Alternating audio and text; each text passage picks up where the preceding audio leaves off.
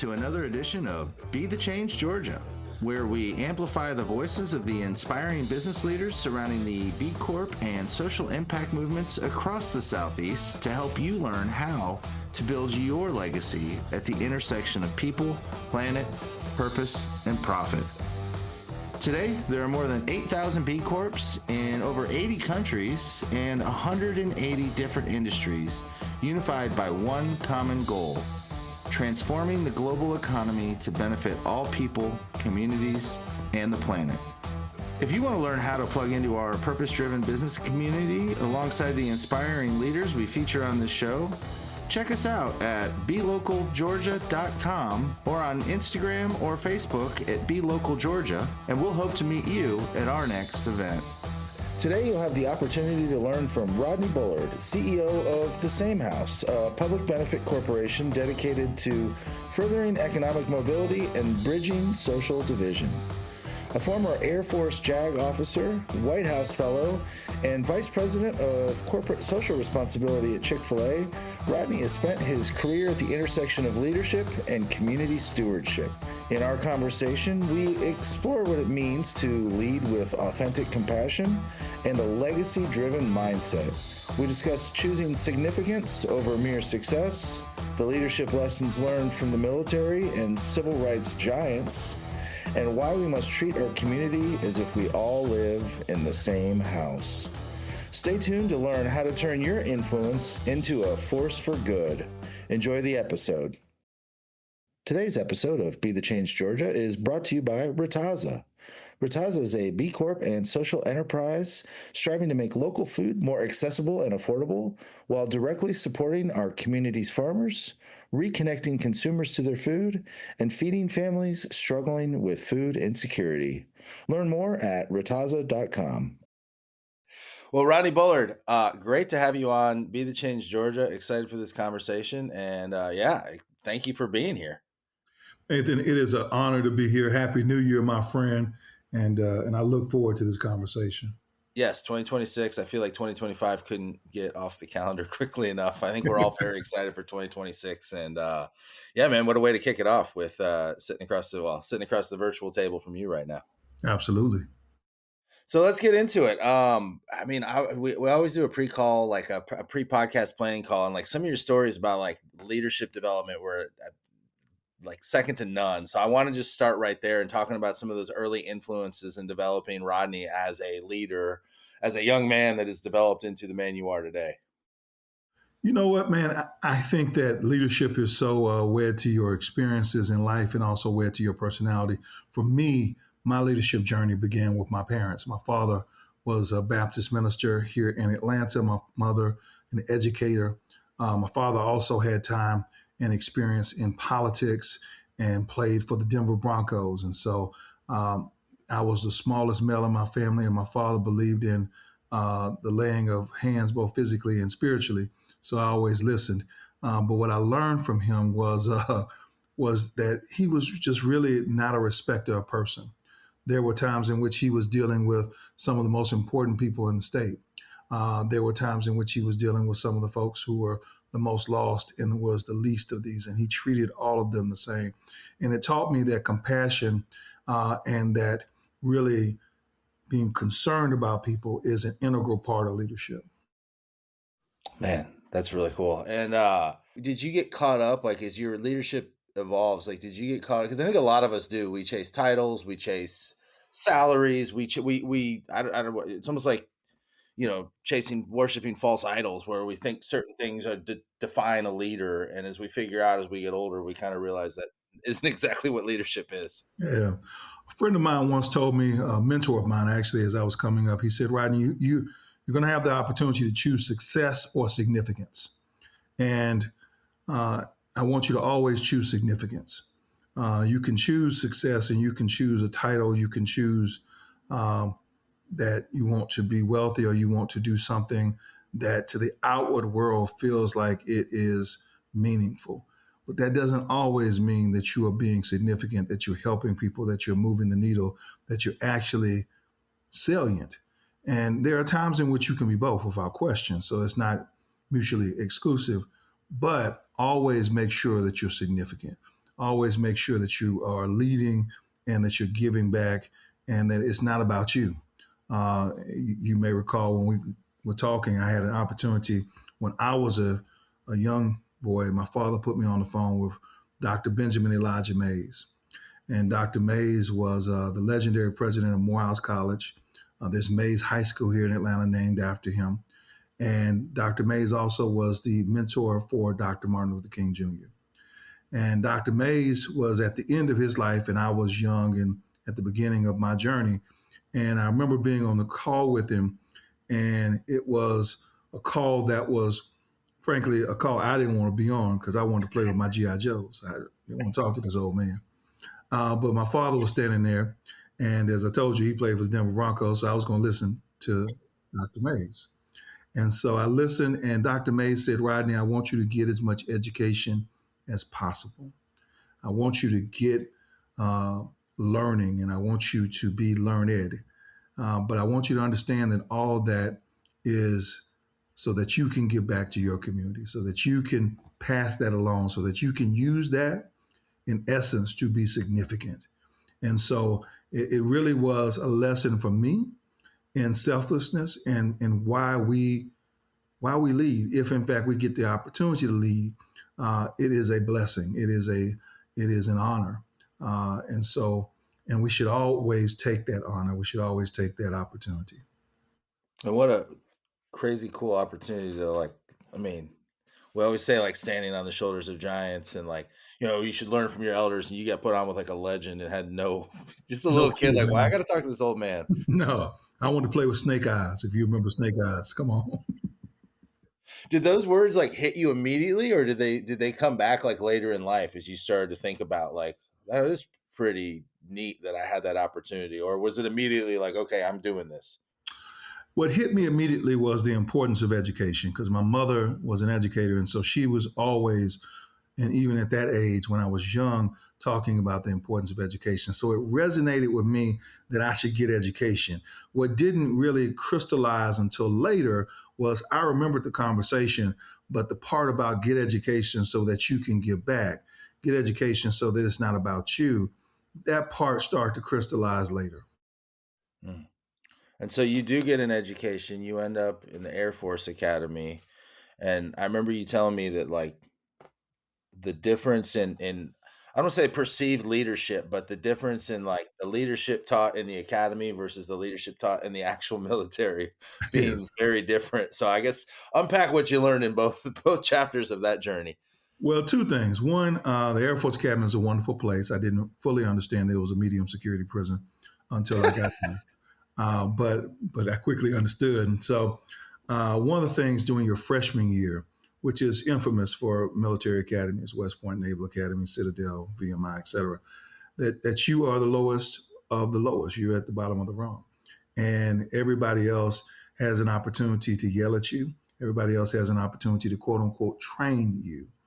And there's a lot of lessons that are learned and that I took from that. One, treat people the way you want to be treated. And so when you are in a position of leadership, remember when people treated you well and when people treated you poorly, and how did you respond to that? How did I respond to that? And so that juxtaposition when I wasn't at the bottom of the rung, I remembered that. I also recognize that yelling at people is not and being tyrannical. That's not leadership. That's something else, but it's not leadership. And even more so, what I recognize in the military is wonderful. It teaches you a great deal about leadership. But the academy, people had to listen to you. And to some degree, people in the military have to listen to you. But true leadership is when you can get someone to say, you know what, I think this person cares about me so much that I'm willing to go through a wall for them, that I'm willing to do anything for them, and I'm bought in. And so making sure that you cast the vision, that you share the vision, but also that you give them this sense of this is about us. This is about us going in together. We're going to take this hill together. We're going to change this community together. We're going to do whatever get together, fill in that blank. Well, and it's funny too, if you think back through your life of like the real And I don't know if you identify them as like leaders in the moment, but those people that you would run through a wall for, it's those people that seem to genuinely care for you. And when you develop that, it's, man, I'll do anything for that person. And I think that's the lesson we don't teach enough of just like genuinely caring about people. You turn around and there's an army behind you. That's true. And I had an opportunity this morning to be with Tommy Holder of Holder Construction, CEO and founder of Holder Construction, and Tommy just exudes that. The time he spent with me, uh, he didn't have to spend, but it was clear that he was genuine about it. And so this authenticity, this genuine nature, that has a huge role in leadership. Man. And then in your book too, you talk about the heroes wanted, and you talk about this idea that like, and I think again, talk about misconceptions as a kid. Our heroes, Superman's Batman, they got capes on, and he's coming in to save the day. Or it's the general when you watch, like, I'm a World War II guy. Apparently that's something that happens after you turn 40. It's General Patton on a tank or something. But like, you talk about like everyday heroes, and I mean, and you point to Rosa Parks as a prime example of somebody who wasn't wearing a cape, just decided to step up and do something heroic. So talk about that part of because I think it's an important lesson to hear coming out of your mouth too, of some of these people. Like, I think inspiring some of the people either listening or watching, just like how you can take action as an everyday person. Because I think we wait for to be anointed as a leader versus just kind of stepping up if we see a void. Leaders, heroes are wanted. We need you. That's right. I wrote Heroes Wanted While the World Needs You to Live Your Heart Out because I saw so many everyday heroes. And frankly, in my own life, I experienced and had the benefit of everyday heroes. The first everyday hero for me was when I was in first grade. I had a first grade teacher who really was beneficial to me. My mother and father sent me to a very prestigious private school here in Atlanta, and that's still in existence. And when I was in first grade, I was having a difficult time keeping up. And my mother got a call in the middle of the school year and said, "Mrs. Bullard, we would like to place your son in a developmentally slower class." And my mother thought about all the ramifications of that. I was at the time a large African American male. I'm still a large African American male. That hadn't changed. And she thought about putting me in a developmentally slower class, what the stereotype and the stigma of that could do to my future. And she said, "No, we're not going to do that." So she moved me in the middle of the school year, and she moved me to a school, Rainbow Christian Church School, Columbia Drive in Decatur, Georgia. And I remember going to school on the first day, and I got there, and there was this little lady by the name of Mrs. Janie Adams. Mrs. Adams was shorter than me in first grade. And I looked at her and I was like, "Ooh, she's the first gnome I've ever met, and she scares me." And so I literally broke down in the hallway. And eventually they got me into the classroom and set me down. And uh, and I just sat there hoping to be invisible. And at the end of the school year, Mrs. Adams too called my mother and she said, "Rodney's a fine young man, and I think he can be a fine student. I would like to take him for the summer and teach him to read phonetically." Now, I grew up in South DeKalb and she was in Avondale Estates, and they're not far from one another, but they are worlds apart. Still today, they're worlds apart. And I got to Mrs. Adams, and I had not voted to be there with her during the summer. But now, as an adult, I recognized Mrs. Adams was giving up her summer too. And at the end of the summer, Mrs. Adams taught me to read phonetically, and I was reading 2 and 3 grade levels ahead of my peers. And I would not have been able to matriculate any of the education and live up to what Dr. Mays was asking if it weren't for Mrs. Adams. And Mrs. Adams was an everyday hero. And the story of Mrs. Adams is similar to the story of Rosa Parks, that one, she saw a need. She saw something within her purview, within her 3 feet, as a friend of mine, Dr. Gregory Adams, talks about and says, within your 3 feet. And what's going on there that you can fix, that only you can fix, and you can do something about. And you don't have to be a billionaire. You don't have to be General Patton. You don't have to be extraordinary. You don't have to wait for a specific moment. You can do something right now in your space. And so Rosa Parks is interesting to me because I love history like you. And Rosa Parks, uh, on that day in history, December 1st, in 1951, she was a seamstress.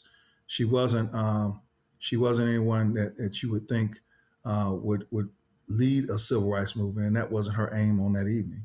Her aim was to go home from being at work, and she got a chance to change history just by saying, "No, I'm not going to give in to something that I know is wrong." Yeah, that's why above well, and if you're not looking at the YouTube video, you don't know what above me is. But Yeah, Bayard, that's why Bayard's on my wall is like the most. I mean, in the time, like, he made headlines, usually not for reasons he wanted to be in the headlines, but like just this behind the scenes, like knowing that the sands of history, like you're not Dr. King has statues, and but behind Dr. King was the Dr. Mays, the Bayard Rustons, the people that the sands of time will not, I don't want to say forget Bayard. His work will never be forgotten. His legacy will always be there, but his name is he was kind of the behind the scenes guy. And I just love that ability to just do the work and not be there for the statue at the end of it. without question. And look, there would not have been a Dr. King if there were not a Rosa Parks, because in Montgomery, Alabama, Dr. King was new to the city, and he was a new pastor there in Montgomery. And Rosa Parks made this decision, and there was a boycott, and there was a meeting at Dr. King's church, and it was being hosted by some of the deacons at his church. He wasn't invited to it, actually. And he found out about it, and then he got involved in the movement. And so, I love history because history sometimes misses really relevant people. And we all are making history as we live through this life. Yes, and we all have that opportunity. And anybody listening, I think just that, whether it's, I think about like my trash brother Chad just cleaned up MLK Drive in the last week. I think he has 117 bags of trash he's gotten off Really, MLK. man, Just out there cleaning by himself. Just like got sick of seeing it, and like that's an everyday hero. Like don't no, I everyday mean he hero. does have a cool jacket. This is Captain Atlanta, but other than that, there's no cape. So I think about people like him out there, just like if you're waiting for your sign, this is it. Go do That's right. something positive in the world. That's it. So let's talk about your career, because you've had a very interesting career from Chick-fil-A, which is where I think a lot of people know you. Well, obviously the Air Force, and then to Chick-fil-A, and then you had this calling to start the same house. And I love that it's rooted in. Well, I'm not even going to tell the story. I'll let you tell the story. Yeah, I mean, I made the extraordinary decision to leave Chick-fil-A and start an organization that's rooted in bringing community together to do good together. And that's corporate communities, that's the philanthropic community, that's the political community. And the name, the same house, harkens to a quote from Congressman John Lewis, who said, "We're one people, one family. We all belong to the same house." And he said the house of Atlanta, Georgia. But frankly, we belong to the house of Georgia. We belong to the house of America. We belong to the house of humanity. And sometimes we forget that. And even more times we forget that there are different rooms in the house, but everybody should have the same opportunity. And I would not be in my home as I am now and one room be on fire while I sit comfortably talking to you. I would do something about that room that is on fire. And too often we let neighborhoods that are adjacent to us, neighbors who are right there within striking distance of us, be on fire and be in crisis. And we do nothing about it. And we have enough resource in the house. We have enough resource in Atlanta in particular, and in Georgia in particular, to make sure that we all are taken care of and that we all have the greatest opportunity. It doesn't mean we'll have the same outcomes, but we don't need to have the same outcomes. We just need to be the best that we can be and ensure that a child growing up in Atlanta is not subject to abject poverty or is not devoid of the opportunity of education. And if in fact, look, that happens, then all boats rise. It's a better community for all of us. if that happens. Man, I love that. I still, there's something about it, and it stemmed from our conversation, which was before the end of the year. And then as I focus in on like, what do I want to do this year, and what's the gratitude you want to express, and I keep coming back to the beloved community, which was made famous by Dr. King. And I'm trying to remember the guy who started Friends of Reconciliation, Yes, Josiah Hoyce, I think yes, was the guy who that's coined the right. term. Yep. And Friends of Reconciliation, by the way, bringing it all full circle, was one of the first organizations Bayard worked for.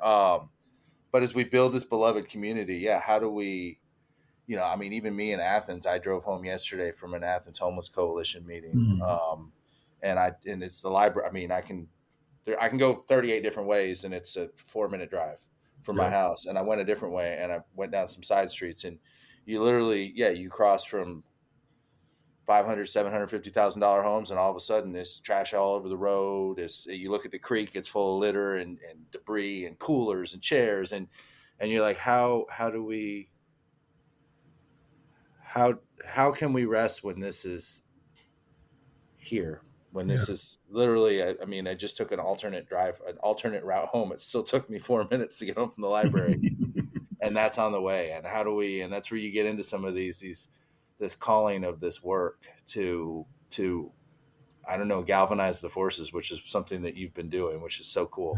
Yeah. The notion of the beloved community is a notion that should continue to be popularized and discussed. Um, you often hear it in the Black church because Dr. King learned about it and he popularized it in the Black community during the Civil Rights Movement. But the notion of the beloved community is that if we all live in the same community, we will take care of each other as if we live in the same house.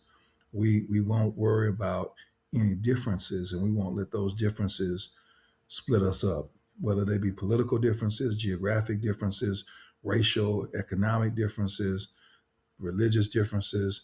If in fact you need something and I can provide it, then I'll do so. And as Dr. King said, I can't be who I'm supposed to be if you're not who you're supposed to be. And so one of the things that we did when I was at Chick-fil-A and we've done through the same house organization is put on the Beloved Benefit. And the Beloved Benefit has it's a concert. It is a well-produced concert. It's as well produced as the Grammys. We've had Bruno Mars, we've had Usher, Maroon 5, John Legend, T.I., Ludacris. We raised upwards of $45 million just here in Georgia. And we've given that money back out. But what's amazing about the event is we bring people from all walks of life together. And we don't have a VIP section. We don't have a section where you come and you feel out of place because you come and it's not black tie, it's come as you are. And so it's an amazing opportunity to see a cross section of Atlanta, a cross section of Georgia, and to give back and hear from organizations that are doing great work, organizations that are doing great work all throughout this state, and hear that that's what we're about. So we love that, and we hope we get a chance to continue to do it. Yeah, what a powerful way to use the platform you have for good. And I think that's something too, like, and again, just pivoting from like military, corporate, nonprofit. I Yeah. think in the impact space, there's this weird like tension Hmm. of like of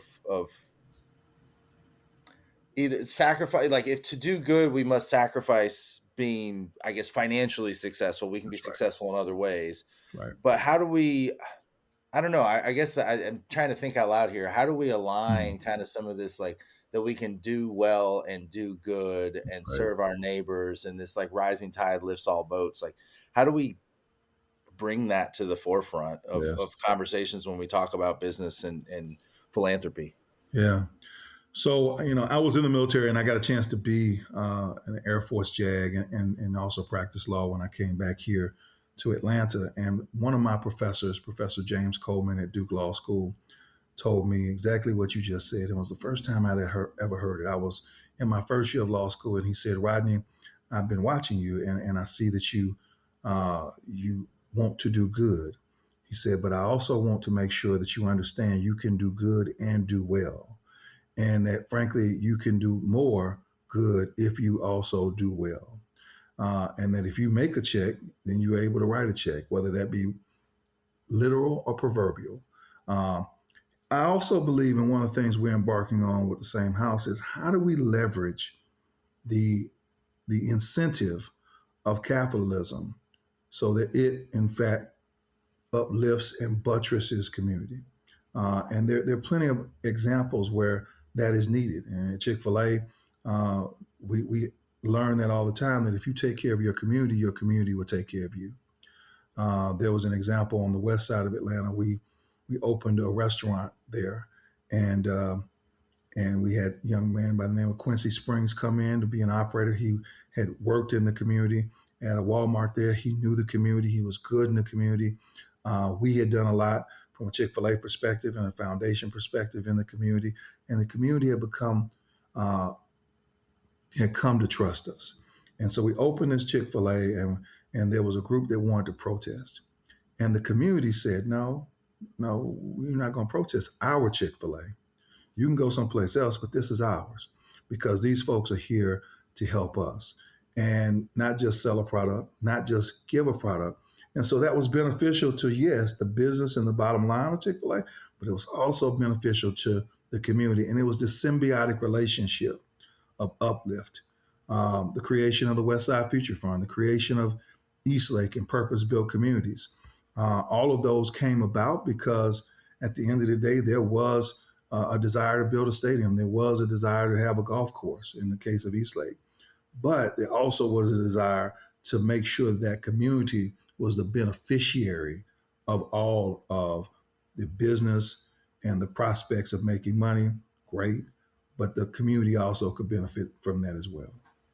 Yeah, it's almost. I remember sitting in one of my MBA classes, and we had to do some like crisis case study where we'd done something like horribly unethical, and then we Yeah, had to like, all right, how do you deal with the media? And I'm like, what if we just, instead of teaching that version of business ethics, I wish we could teach this like benevolent version that isn't just like, okay, how do you scrape through like the gray area of the law versus like, how do we do things that benefit people and planet and community and also bottom line. that's right. And I'll add to that, we also should teach that philanthropy doesn't have to be this vow of poverty. And philanthropy is not less than anything else, but philanthropy is truly leadership. And that business at its best is, yes, making money, but also leading as well. And that they all go together. And sometimes we forget that about philanthropy. We think that it is less than, we think it's for those who can't do something else and therefore they do this. We think the same thing about ministry, and they couldn't be further from the truth. I remember up here we have Creature Comforts, and they have the Get Comfortable Foundation, and Fenwick and Matt, and they do a tremendous job. They're trying to tackle third grade literacy in Athens, Georgia, which is Mm-hmm. um, and I remember we did a screening of the documentary Uncharitable, and Yes, when you get into these, like, there is this expectation from society that, like, I mean, I still hear that from people like, oh, don't shop at Goodwill or don't Salvation Army, like, have you seen what their executive makes? And like, they're running a really impactful organization, like, why should their executive be making $80,000 a year? Like, but it's this misconception that like, well, I'm donating money to go. Well, yeah, but they're really good at organizing that money to be allocated and effective. that's right. But That's we have to right. get that word out too, that, yeah, you shouldn't Yeah. have to be poor if you want to go into the nonprofit sector. You shouldn't. And what happens when you have that mindset of, look, I'm not going to pay them what they're worth, is you don't get people who are competent and able to move the mission. And our problems in this society and in most societies are not intractable. We just have to make sure we put our best and brightest minds on them and we put enough resource to it. Amen. As we start to wrap this thing up, I want to ask you one like personal question about again, we talked about others and their legacies. Where at this point in your life, like where does legacy come into the conversation? What do you think about as people, think about Rodney Bullard and the Yeah. legacy you're gonna leave behind you? I think about first and foremost my family, and I pray that my son and my wife, that they felt like I was meaningful in their lives, and that they were benefited because I was their husband and their father. I think about at the end of the day, can I live up to what Dr. Mays initially asked me to do, which is go out and get a great education, get opportunities, get great experiences, work at the White House, NASA, Pentagon, Chick-fil-A, and then give those back. And if that can be said, then that's a job well done. That's significance. If someone benefited because I had some proximity to them or had some input in their life, and as a consequence, then they pay it forward. That to me is a life well lived. But we're always searching for that, and we always are pushing forward to do that more and more, and not just sit on our laurels. Well, that is yeah. I mean, again, it's those little moments like you had. What was it, Mrs. Hayes and Yeah, Mrs. Adams. Yeah, Miss Adams, yeah, in first grade. I mean, just little things like that. That opportunity, and I feel like yeah, would Dr. Mays be proud of you right now? I think he would be. Of yeah, did you take my advice and run with it? And those little thankless moments to make ripples into the world. And I think Jay said it when he came on was plant the trees whose shade will never sit under, and that's what you're doing. So it's been a blessing to get to know you. We've run in similar circles, and Charles was my MBA student back in the day, yes, and he told me. so it's just been a real treat to actually finally meet you, get to know you, build a relationship, and I'm so grateful that you made the time to come on the podcast, Rodney. Thank you, man. And for your listeners, Charles Brooks is a wonderful young man who was an intern with us, and I finally encouraged him to go to the University of Georgia Business School. And so I'm glad that your paths crossed. So he had some good professors, and he had me. Look here. He had some good mentors, and he had me. So it's all good. Awesome, Rodney. Well, thanks so much for coming on, man. Look forward to doing this again in real life and seeing you in person again real soon, and keeping this conversation going and keeping the ripples of change of building the beloved community together. Thank you. Be blessed. Appreciate it, Rodney. Well, that wraps up another edition of Be the Change Georgia. We're grateful, as always, for the opportunity to serve you with this content and grow this incredible community of purpose-driven B Corp leaders. If you haven't already, we would be grateful for you to rate this show wherever you get your podcasts by simply tapping the number of stars you think it deserves and sharing it with a friend.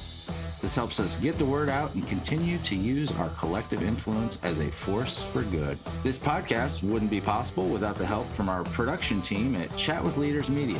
Learn how you can launch your own podcast to grow your business at chatwithleaders.com. Thanks again for listening, and now go be a leader worth following.